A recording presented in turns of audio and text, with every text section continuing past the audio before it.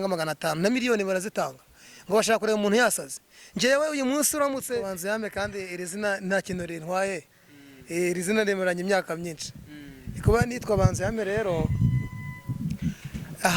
hari cano ibyitirirwa yitwa Nsabe banzu yame, tubuza amafaranga kwa afite nka miliyoni ye akananirwa kuyikoresha neza ngo ayicuruze, ariko akumva ashaka ngo kuyitubuza ngo ivemo nka miliyoni 8. Ubwo rero nta kindi nanjye ndamukorera, ndamubwira nti banzuzanira iyo miliyoni ufite. Barimo kugira hariya hantu niho nakunze Nsabi baramubajije ati bakomanze ati ni bande ararunguruka, noneho mukurunguruka bati wari uri mu biki, ati rwose ati urabona nyine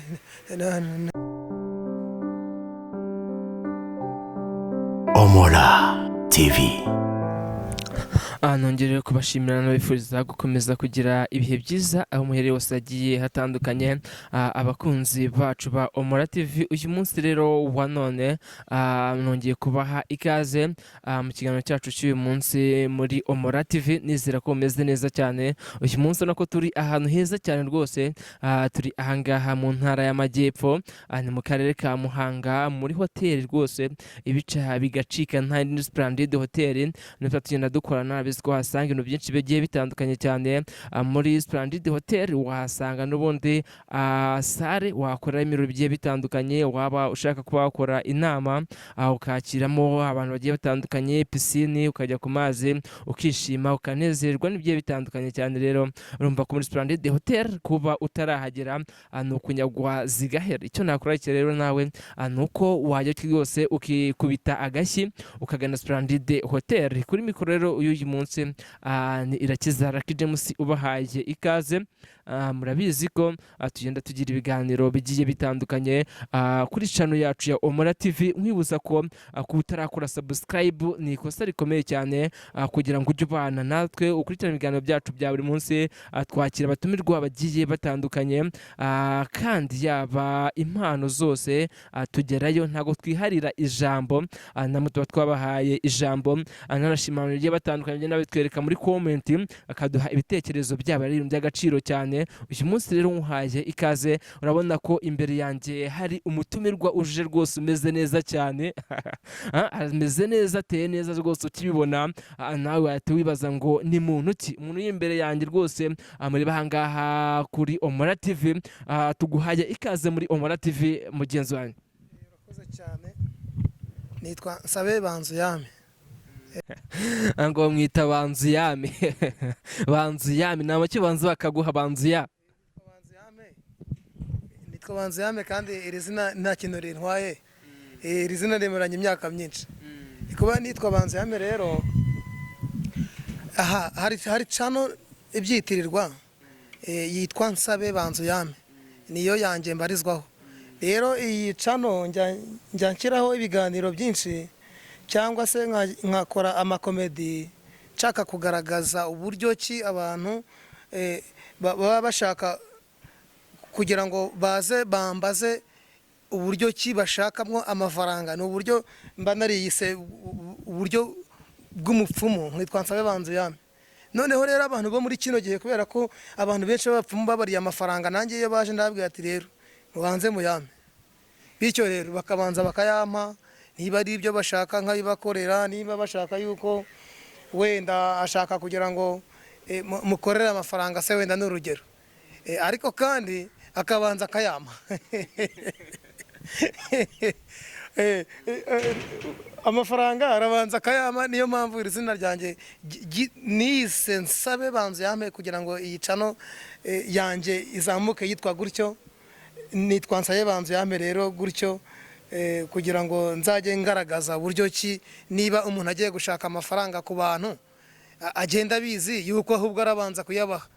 Ni ukugira ngo nigishe abanyarwanda ndetse n'abaturanyi b'igihugu cy'u Rwanda, abantu bazi ko bashobora kujya gutubuza amafaranga, ahubwo bo bajye babanza bamenye ko bazajya babanza kuyabakaho kugira ngo babanze kuyabaha. Umuntu udukurikiye ahangaha amenye ko azajya abanza kuyatanga mbere yuko we babanza kuyamuha nk'uko yagiye kuyashaka.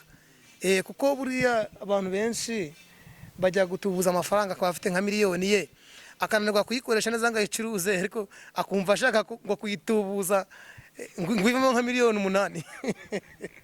ubwo rero nta kindi nanjye ndamukorera ndamubwira nti banzuzana iyo miliyoni ufite. naho ngaho warumbajije ngo ku kintu twabanzu yame naho ngaho byaturutse. Urabona nko muri kino gihe abantu benshi bashaka kugira ngo bagende bafate umuntu nimba bamwibye ampuri y'ibihumbi wenda 100, bamwibye ampuri y'ibihumbi 100, araje ageze mu rugo asanga ampuri bayitwaye, aravuze ati ariko ati ampuri yanjye bayajyanye, ati wanyereka, ati kiretse wanyereka, ati umuntu wayijyanye, ati nakwemera njyewe, ati nkanatanga n'ibihumbi 500 ariko nkamubura. Urumva rero niba ajye kureba wa muntu ngo amushakire umuntu wamwibye ampuri y'ibihumbi 100 aramuca ibihumbi 500. ariyo mpamvu hariya nahise nkora kuri iriya cano yanjye yitwa Nsabe Banzu Yame, nkahita nkora iriya yitwa ngo abatubuzi baragwira. Buriya kariya nicyo nashaka kugaragaza hariya, nise ngo abatubuzi baragwira. Umuntu bamwibye ampuri y'ibihumbi 50 aremeye ageretseho ibihumbi 400 ngo kugira ngo bamuhindurire umuntu umusazi. Ese ni gute umuntu wo muri kino gihe wamubwira ngo ufite ibihumbi 400? Ni gute atareba umuntu aganiriza ngo amubwire ko agomba kuba umusazi uwo munsi umwe cyangwa iminsi 2, yemera guremo n'indi mpuri y'ibihumbi 50 n'ibihumbi 400 uri bumuhe, ariko wowe narangiza aguca ibihumbi 400 kandi ubone umuntu yabaye umusazi, ubone na mpuri yawe yindi yicyuye nubwo yaba atari yindi neza, ariko nyiri ukwibwa mpuri aravuga ati nubwo bayigurishije ariko wenda dore umuntu wayimbye bamusarishije none yemeye kumpa n'indi mpuri yari afite mu rugo. Banzu Yame roze kunyemerera rwose tuze kuganira cyane ko ndi kumva wa mugani uziko mise mbitekereza uyu munsi wa none nibwo nkimara kumenya ko wa mugani ashobora kuba harimo ubujiji. Nanjye se nimba Banzu Yame amfroma zakaminjije ntabwo nabasha kwimenya ngo Banzu Yame buriya ngo ujya kuba waje twose ugashaka amafaranga kandi yashakishije andi. Ese nimba koko amafaranga ashakishwa ndi atwatora na business n'umundi tubona uyu munsi amafaranga ashakishwa ndi nta hantu byabihuriye ngo amafaranga n'umuntu umuntu atanga be nta kibazo kuko umuntu abashaka kugaruza ibye wareka ibya bikagenda amafaranga ukareka n'ubundi bakayatwara cyangwa se wenda niyo mpuri wagarukagaho bakayitwara. Ariko buriya iyo uhinduye umuntu ikigo rya mugani wawe cyangwa ukamuhindura umusazi hari ibyishimo wunguka. Banzu Yame hari icyo wabivugaho Banzu ya nabivugaho aho ngaho. Ikintu cyaba cyiza nuko umuntu yajya bura telefone wenda nk'iyi ngiyi akayireka ikagenda cyangwa se akagenda akajya kuri RIB agatanga seriyo namba zayo, agatanga ibimenyetso bakamufasha kuyishaka. Ariko kumbwira ngo uzahinguka ku muntu umeze nkanjye Nsabe Banzu Yame akubwire ko wabuze telefone y'ibihumbi 100, akubwire ko afite umuti yakuye iyo mu mahanga ya kure cyane, bakunda kuvuga ko bakuye mu Bugande ngo cyangwa muri Tanzania. Icyo gihe rero namara kumenya ko ufite ibihumbi 400 mu by'ukuri ntabwo uzayimucikana. Iwe azahita akubwira wenda yemere akubwire ko uyu muti ugomba kumuhindura umusazi kandi akagarura na telefone yawe, azahita akubwira ko ntawe afite uwo munsi, ahita akubwira ko uzagaruka ejo cyangwa ejo bundi, ariko byanze bikunze uzasiga avance. Ariko nubwo utayisiga kubera ko ushaka ko uzabona umuntu yasaze n'ubundi uzageraho ugaruke. Ni muri urwo rwego rero nabwira abantu aho kugira ngo ubure telefone nk'iyi ngiyi ujya kwigereka ibihumbi 400, wajya kuri RIB bakagufasha nta kindi kiguzi utanze, ugatanga ibimenyetso byayo, nawe waba warayiguze utayifundukuye nyine ukabukomyeho wabukomyeho ariko kandi ikintu nabwira abantu badukurikiye ni uko aho kugira ngo ufata amafaranga 400 cyangwa 500 na miliyoni, umbwiye yuko urampereza miliyoni, nakwemera nkagushakira abantu b'abahungu 2, abantu b'abahungu 2 bakirwa basaza iminsi 2. Noneho buri muntu wese akajya avuga ati ntago nzongera kwiba telefone, akajya agenda afite nk'ikidomoro cy'ikijerekani, ntago nzongera kwiba telefone, akazenguruka umudugudu wose abivuga. Akajya avuga ati naha harimo kunjya no mukwaha harimo kunjya, ati numva umutima ugiye kuvamo, ukamuhaho nk'ibihumbi 100 kirwa bikorera kuri ya miliyoni. si si ibintu se byumvikana. Niyo mpamvu ubona hariya kuri iriya cano yanjye yitwa Nsabe Banzu Yame, nahise nshyiraho ngo ubutubuzi cyangwa se abatubuzi baragwira, nkongera ngashyiraho hariya ngo Nsabe akoze amafaranga. None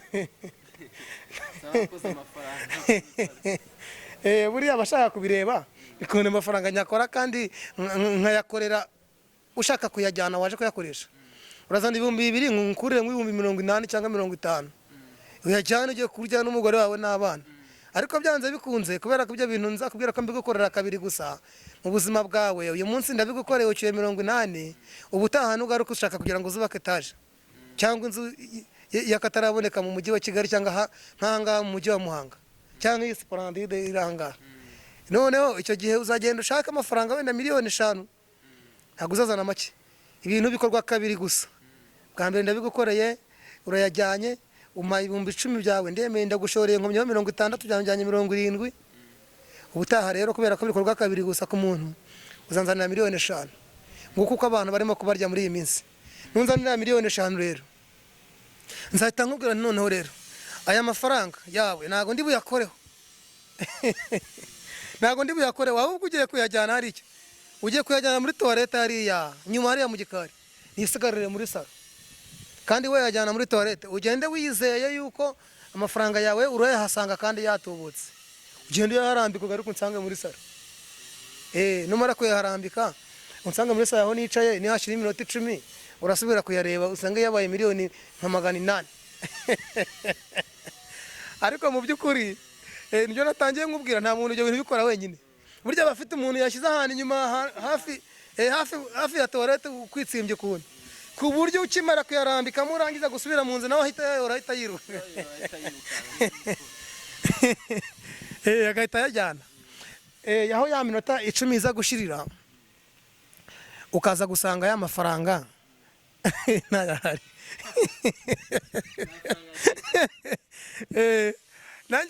Nanjye ntasanga muri sala aho nayo niyicare ndakubwira ariko se ubundi wowe wamaye iki? Wowe nakubwiye kujyana amafaranga ari muri toilette wayahashize, uzansubiza ngo iki? Nawe ko nawe wamba mutubuze. Uzansubiza ko wayahashize. Ibyo bintu uvuze ntago ari wowe bivuze wenyine. Hari undi muntu twahuriye hari hano kuri station ya Muhanga hano. Ubwo bari bamwibye imashini idoda. Ariko kandi ntago ari imashini bari bamwibye amafaranga, ariko yari kuyaguramo imashini idoda. Noneho nsanga n'abandi bari bagiye gutanga ibirego yuko babibye ngo amatelefone ngo bayibye, n'abandi ngo babibye amafaranga ngo kuri telefone. Hari ibintu byateye narabasobanuye ndabwira ariko se babibye gute? Baransobanurira ngo njyewe ngo nahaye umuntu ngo w'umukobwa ngo inshuti yanjye ngo amango nimero ngo y'umuntu ngo ndibuze guhamagara ngo uwo muntu ngo ari i Kigali, ngo none ngo uwo muntu ngo naje kumurega. Waje kumurega kuki utareze uwo mukobwa wamukuranga? Urumva ngo uyu mukobwa rwose ngo uyu mukobwa ngo nago yanyiba. Noneho rero kugira ngo avuge ngo nanjye ngo banza ngo ndumutubuzi, ndaramubwiye ati wowe wagombaga kurega uwo mukobwa w'inshuti yawe. Nese umuntu aregura muzi?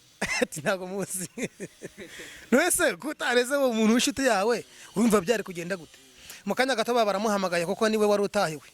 Aba yinjijemo hariya muri biro yari ibu, baramubaza ati bimeze bite, abasobanurira nkuko yabitubwiye, natwe bamuha igisubizo nk'icyo namuhaye. Baramubwira ati wowe umuntu wowe wakubwiye ngo wohereze amafaranga niwe ugomba kurega, kuko niwe uziranye n'uwo muntu yaguhaye. Ahindukira avuga ati ariko uhamugabo we, ati nawe ubanza uri umutubuzi, ati kuki ibintu wambwiye ati ribyo no muri ribu bambwiye. Ati kuki ibintu noneho abandi bajya bibuga amafaranga nko kuri telefone, ugasanga hari uburyo umuntu akoresha yohereza amafaranga cyangwa avuye kubikuza akoresheje zino telefone za touch. Hari akamesaje kaza yo wohereje amafaranga ku mu agent kagahita kaza ngo send agent, so ujyo kabona karya rero yukabonyemo ugahita ukaryamo foto gutya ugahita ukaryamo ifoto gutya screen. Kariya kantu karakora ku bantu. Kariya karakora ku bantu, kari bukore ku bantu amafaranga bari buyamare. Kariya kantu aba agent aba agent niko barimo kuribwa amafaranga yabo. nuko mubigenza nuko muyabaye. Nkanjye urabona ndi umubwiriza butumwa cyangwa se ndi umwigisha butumwa bw'aya mabwiriza. Ntago nayabarya ariko ni ukubaribwa. Ahita akarya ifoto noneho we ejo akazaza kubikuza ahandi akavuga ati akamuhereza ibyo ashyiramo byose, ukamuhereza umwagenti ati ngaho andashyiramo, agashyiramo ibyo ashyiramo, akabwira ngo shyiramo umubare w'ibanga. Mu kwishyiramo umubare w'ibanga wowe uhita kubera ko wowe yirekeje telefone nawe ari hariya, uhita ugarura ka gafoto wabitse ahantu ugahita ukamwereka gutya. Nimba waraje ari saa sita ugereranya buryo ki wenda aba yageranyije buryo ki n'ubundi aza guhuza na saa sita, noneho akagira atya akakwereka ati wayabonye ko yaje, ati wabibonye ko ati nayabonye, te basi ubwo nagiye agahita kubarira bita wigendera, ati ubwo niba message itarakugeraho njyewe ntago bindeba. Abantu nuko bari bamafaranga yabo ni byinshi cyane. Ubundi abantu bashaka kuzamenya uko ubutubuzi bumera cyangwa uko abantu bari kwibwa amafaranga cyane nk'abantu basiga abakozi mu rugo cyangwa nabo ubwabo ku giti cyabo, bazakurikire kuri channel yanjye yitwa Nsabe Banzu Yame, bagende bareba ahantu hari aho bita ngo ubutubuzi buragwira, hariho aho ngo Nsabe wakoza amafaranga cyangwa ngo nani Gashogoro na Banzu Yame ngo bibye amafaranga, ngo bibye amandazi ya Sina. Aho bazahakura ubwenge bwinshi cyane.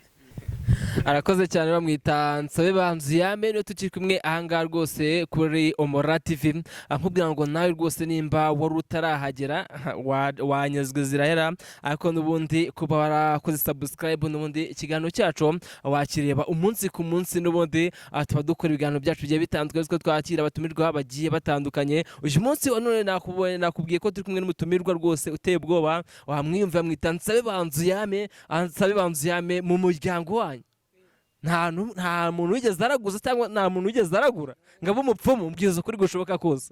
Ntabwo bari kubireka kuko ntabwo bari kubireka. Iyo witegereje abantu ba kera benshi biriya bintu barabikoze cyane, ariko kandi buriya ngewe ntabwo byari kumfata, ariko n'ababyeyi banjye barabikoraga, n'abaturanyi bakabikora. Nkabaza ariko se ko mbona ibyo bintu mukora, ariko kandi kubera ko ngewe nabaga mu idini bari baratwigishije ko nta muntu ugihene baterekereje ntawe ugira gute, ariko ibyo bintu byarahabaga. Ariko mu myaka yanjye nka 20 icyo gihe nari maze kuba umuntu w'umusore, noneho ngewe rero ahantu naje kubivumburira ko nta muntu ngewe uzantuburira niyo nzaba mukuru cyangwa nubwo nanganaga gutyo. Mama najyaga mbona ajya kuraguza akagenda akajyana nk'amafaranga nka 200 noneho akayatanga 200. Urumva se? Oya, ahubwo ngewe nigiriyeyo. Urumva se? Ahubwo ngewe nigiriyeyo. Urumva se? Ngewe nigiriyeyo ko ngewe navutse ndi umuntu ugira amatsiko cyane. Ndavuga ni noneho igihe cyo gukura kwanjye kirageze, ngomba kuzashaka umugore, kandi ndabona abakobwa uwo tugiye gusenga uyu munsi twicaranye siwe twicarana ubutaha, kandi uwo twicaranye nawe hari ukuntu tuganira, kandi ubwo abakiri bato nabo barabyumva. Noneho ndavugana umunsi umwe, ndavugana ariko kamaze kugira inshuti zigera mu 8, none wagira gutya nkajya kuraguza nkareba umukobwa tuzabana wari we singumye kujya nirirwa nshora ibintu byanjye. Ejo umukobwa yansuye ndamuguriye, ejo undi yansuye ndamuguriye, ahubwo reka njye kuraguza nirebere neza umukobwa tuzabana. Mfata amafaranga 200 ntange njyayo njya kureba umukecuru abadukurikiye bari bwumirwe. Umuntu w'umwana yagiye kuraguza amafaranga 200 ndayatanga, ndamubwira ati ngewe mbwira ikintu kinzanyana mupfumu umuhanga amaso, ndamubwira ati ngewe wowe ubuzi ibintu byose, mbwira ngewe nzanywe n'iki. Arambwira ati boya nagaruko nguko baraguza wa mwana we. Ati wabyishe. Ati nagaruko baraguza, ati mbwira wowe ni iki kintu ushaka hano. Ndamubwira ati ngewe ndaguriza ibyanjye, urabona bimeze bite? Atese nibije. Ngeraho ndamukopeza, ariko namukopeje ku bushake. ndamukopeza namubwira ati njyewe mu by'ukuri njyewe ndakuze kandi narubatse nshaka kurongora nshaka kuzana umugore none wambwira umugore nzashaka yitwa nde umugore nzashaka yitwa nde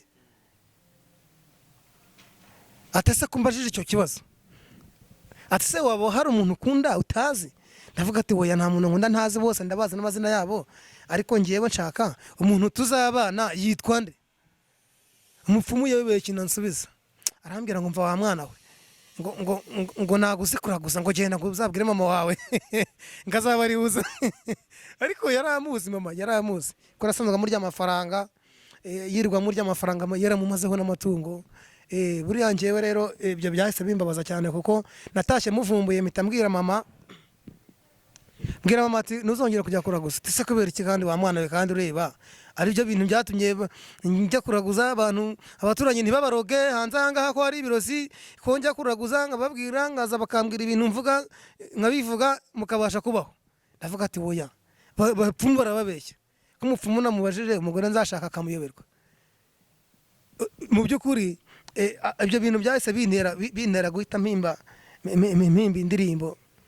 indirimbo nahise nyihimba ndi umwana nahise mpimba indirimbo ikomeye cyane ivuga ku bapfumu kandi basebya ubwo mpita mbahimbira indirimbo ndavuga nti rwose wapi ibingibi by'abapfumu ni ukubeshya nabonaga ntabyumva neza ndeba ukuntu nabwira umubyeyi nawe abishingukamo ahita abivamo hari nko muri za 2005 akaba ari aho ngaho rero ngewe warumbajije ngo mbese ngo wararaguje ngo cyangwa nkingi wanyu bararaguje ngewe nariragurije ariko kandi nabonye abaraguza mbona babihomberamo nabonye bahomba nabonye nta nyungu icyo nabwira abantu babikora cyangwa ababa bateganya kuzabikora nuko babireka rwose hari ikindi wambaza wenda urakoze cyane rero n'undi aracyari Banzuyame wa mugani ndabona n'undi uri umugabo urubatse Banzuyame biragaragara rwose Banzuyame ufite uwo mugore agiye kuraguza ushaka uwo mugore koko aramubonye umugore ufite uyu munsi wabonye ahuye n'inzozi wari ufite kugira ngo ujye kuraguza ubona bameze kimwe koko cyangwa batandukanye n'uwo washakaga urakoze cyane nk'uko bimbajije ntabwo muri icyo gihe nashakaga ngo ambwire uzashakana na Oliva cyangwa uzashakana na Silvania cyangwa uzashakana na Vestina natangiye nkubwira ngo nagira ngo menye uwo nzashakana nawe hatone kujya nirirwa ntumira abakobwa mbakira ngende ambwira ngo n'uyu muzabana yitwa gutya yitwa Jacqueline abandi be kugumya kuntwara be kugumya kumbera ibihombo ni muri urwo rwego nashakaga ngo nambwira uwo ari we ntabwo rero uwo nashaka kujya kuraguriza warumbajije ngo yaba ameze nk'uwo nashaka kujya kuraguriza ahubwo njyewe umugore mfite ubu ngubu ameze nk'uko mbyifuza cyangwa nk'uko nabyifuzaga igihe najyaga kumubaza ariko nangaga yuko ngomya gushora ibintu byanjye mbishora ejo nakiriye umukobwa aranywe yarariye yewe muvandi kwakira umuntu biravuna kwakira umuntu burya wakiye umuntu ushobora gukoresha nk'ibihumbi 10 ejo ugakoresha ibindi 10 ariko byaramuyobeye mpita mvuga ati wapi bapfumu wamubeshya murakoze cyane urakoze reka tugende n'ubundi tubyaza igihe umusaruro ugiye kuzajya unsubiza n'undi magambo make ibibazo nkugenda nkubaza n'ubundi uyu ni Banzuyame ni umukomediye anjya mu mwabyiboneye nanjye ubu ngubu nasetse wa mugani ngo imbavu zirenda gutana Banzuyame rero n'ubundi reka tugaruke n'ubundi ahangaha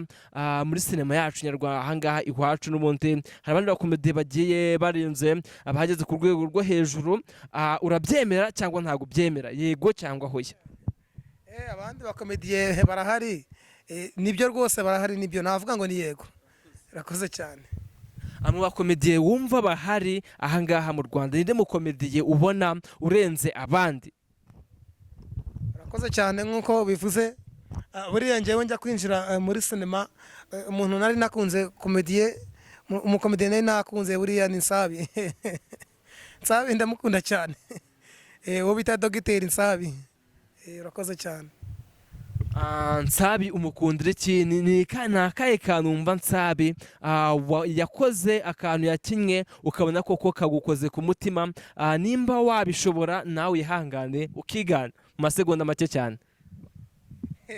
nkigane mpagaze, nkigane nicaye.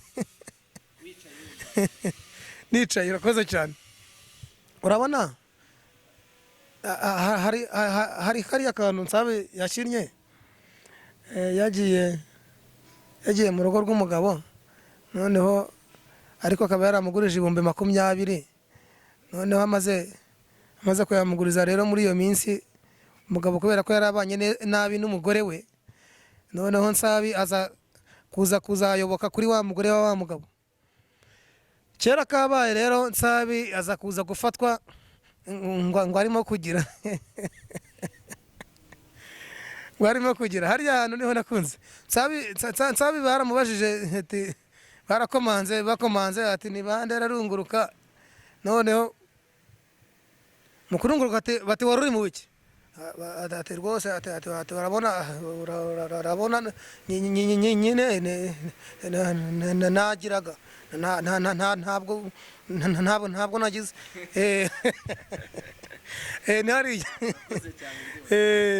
nako ngako rero Nsabi naho ngaho natangiye kumubonera, ntangira kumukunda. Murakoze cyane. Hanyuma wowe rwose kuba wavuga ngo ugiye kwinjira n'ubundi muko wakina kombi danga mu Rwanda, wabitangiye ryari? Nabitangiye mu kwezi kwa mbere mu matarikisho, gusa ku rwanjye ruhande biratandukanye. Hariho umukomedi uza akabasetsa, akaba noza akaba yigisha abantu, wenda ntibaseke cyangwa se bagaseka, ariko ku rwanjye ruhande rwose nzagerageza kuba nakora ibintu birambye. Rero bisaba gucana umuriro w'igishyitsi, niko navuga, kuko iyo ucanye umuriro w'ibijagari wakacana ariko ukazima vuba, ariko umuriro w'igishyitsi urawuhembera gake gakeya, ntabwo ushiramo vuba. Nanjye rero nabanje nk'igishyitsi, ubwo niko navuga. Murakoze cyane.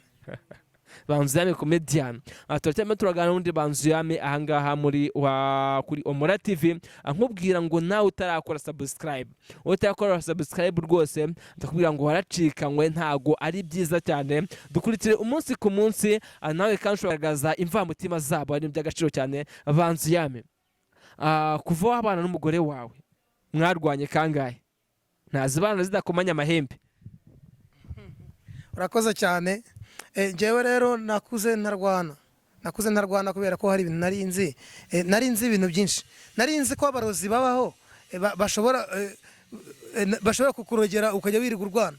Nakuze ibyo bintu ntabikora, n'ababikora nabo nabagira inama y'uko bashobora kubireka. Urakoze cyane. Urakoze cyane rero Banzuyame rero nihe hantu wumva dore umaze kugera mu zabukuru, ushaje utageze kandi waba ufite intego yo kuzahagera ugeze mu zabukuru, cyangwa se ukaba wumva ko ugifite n'umuhate w'uko n'ibikundi uzahagera, nahagana aho hantu wumva wifuza kuzagera? Iyi si njyewe ngomba kuzayizenguruka, nta hantu nzasigaza. Ahantu hose muri Amerika, za Australia, ahantu hose ngomba kuzajyayo. Ahantu hose ngomba kuzajya, ahantu hose nkagera, kuko niba turimo gukora ibintu nk'ibi ngibi byo kubwira abantu, tukigisha abantu cyangwa tukahugurira abantu ko batagomba kujya bapfusha amafaranga yabo busa bayajyana mu bapfumu, bandi bayajyana mu batobozi, ibi ni ibintu by'agaciro. Ese Banzuyame, uramutse ugize gutya rwose ukagira amahirwe yo kuba wakorana n'undi mukomediye mwiza ahangaha mu Rwanda, yaba n'undi batubwiye Nsabi cyangwa se n'abandi bagiye batandukanye, ese mwumva topike mwakora kuri topike yawe n'ubundi ijyanye n'ubupfumu, ubona abanye bavamo umupfumu mwiza, cyangwa wahindura ukajya muri iyi topike? Urakoze cyane. Kereka niba wenda twaba turimo kuganira uyu munsi utari wakurikirana ibiganiro cyangwa komedi mba ngenda ntambutsa, ni byinshi. Ubundi ntabwo navuga ngo nakomeza ibyanjye gusa cyangwa nakomeza ibya Nsabi gusa, ahubwo uko bwije n'uko bukeye niko ibishya bigenda biza bucya bucyana ayandi. Umunyarwanda niko yavuze. Urakoze cyane. Urakoze cyane rero banza ujyame niyo tukiri kuganira ahangaha kuri Omora TV. Ndajya kukubaza banza ujyame, ufite abana bangahe? Mfite abana benshi. Namaze kumenya ko abana ari umugisha. Mfite abana 10. 10 bonyine. Nibo ngize. Abana 10 bonyine nibo ngize. Banza ujyame turi kuganira uyu munsi wari unafite abana 10. Ufite abagore bangahe? Buriya rero sinzi niba hariho umugabo waba udukurikiye kuri iki kiganiro kugira ngo uzabone umugabo ufite umugore umwe ntabwo n'abasore basigaye bagira abagore benshi. Njyewe nasezeranye n'umugore umwe ariko nabyaranye n'abagore 4. Urakoze cyane. Banza uyame rero ngo ufite abagore 4, yasezeranye n'umugore umwe, ngo buriya ngo n'abasore ngo bafite abagore benshi kandi bakiri abasore. Ese ako kantu ihangane tukagarukeho n'ubundi, abasore ngo bafite abagore benshi kandi bakiri abasore. Abasore basigaye bashaka bakiri iwabo ugasanga mu rugo hari abagabo 2 se. Ni ibintu murakunda kubona muri iyi minsi. Abasore benshi babyariye iwabo. Uzajya ukunda kubibona. Abasore benshi barimo kubyarira iwabo ugasanga umusore arimo guhana n'iwabo kubera kubyarira iwabo. Umusore arimo kugira gutya akagenda agatera umukobwa w'abandi inda, umukobwa yamara kubyara ntiyemere kumufasha, ugasanga afasha abana arimo abyara abazaniye mama we, abazaniye papa we. Yamara no kubahageza ntagumye kubitaho ngo abakurikirane, ntagure isabune, ntazane icyo kiro cy'ubugari cyangwa icyo kiro cy'akahunga. Rwose nabwira abasore barimo kubyarira iwabo rwose ko babireka, ahubwo ariko kurimo kunseka, kurimo kujya mbaza ibibazo ukanseka. Aba basore rwose icyo nababwira, bacisha make ntibabyarira iwabo, ahubwo wenda bakajya bakodesha wenda n'ahantu inyuma, wenda mu gikari hatari mu mujyi cyane, wenda n'akashamburete ka 5 wenda kazana umugore, ariko ntibagumye kubyarira iwabo. Murakoze cyane. Banzame rero nyemerera n'ubundi nkubaze ikindi kibazo, byaba ikibazo cya nyuma. Abakunzi badukurikira ahangaha kuri Omora TV, wabasaba iki kintu ubifuzaho? Icyo nasaba abakunzi badukurikira hano kuri Omora TV nuko bakanda kuri subscribe ya Omora TV, ariko bakareba no hirya mu gikari gatoya kuri Nsabe Banzu Yame bagakora subscribe, tukaba tubana 5 kuri 5, ubundi tukaba tubabwira ibintu bishobora gutuma nta muntu wabahombye ibyabo bamaze kugeraho, ariko kandi nkabwira n'abasore bakomeje kubyarira iwabo ko babireka rwose. Ahubwo wenda n'abakobwa barabakeneye, n'abakobwa bakeneye kubaka ingo, bakagenda bakagira uko babyumvikana. Abakobwa ubu ngubu bashoboye gukora, umwe agakora akazi n'undi agakora kandi niyo miti yayicuruza, yewe niyo restaurant yayicuruza. N'abakobwa ubu nta kintu batagikora, bagafatikanya urugo rukubakwa n'abantu 2, ariko abasore rwose ntibagumye kubyarira iwabo. Murakoze cyane. Bamwita Nsabe Banza Ujyame, anye twari turi kumwe uyu munsi ahangaha kuri Omora TV. Twari turi ahangaha mu kiganiro turimo turagikorera ahangaha muri Hotel Splendide, nko burakira ko rwose Hotel Splendide kuba wabagana ni ibintu by'agaciro cyane. Kandi nanone nkibutse gukora subscribe kuri Omora TV, amubana umunsi ku munsi aba ari ibintu by'agaciro cyane. Kuba wabana na Omora TV ukaba wakora subscribe ni by'agaciro, kandi nanone ugaca ngo mu gikari ukaba wakora subscribe kuri channel ya Banza Ujyame. Abandi rero bagiye batandukanye cyane, abasore bari kubyarira iwabo, nanjye rero narenzaho akanya nkabwa ngo murekere kubyarira iwanyu. Reka mashimire cyane rero mwe mwabanye natwe uyu munsi, mbarakira kuba hari ibintu wanyuzwe nabyo, ugomba kuba wakora comment ukadusangiza n'ibitekerezo byagiye bitandukanye, dore ko kubana namwe ni by'agaciro cyane kandi biradushimisha. Mukomeze kugira ibihe byiza cyane abakunzi ba Omora TV, muri abantu b'agaciro cyane. Uyu munsi mwanya nanjye iratizara kije munsi n'undi tubana umunsi ku munsi. Ndabakunda cyane, mukomeze kugira ibihe byiza cyane. Kora subscribe kuri Omora TV, mukomeze kugira byiza cyane. Omora TV.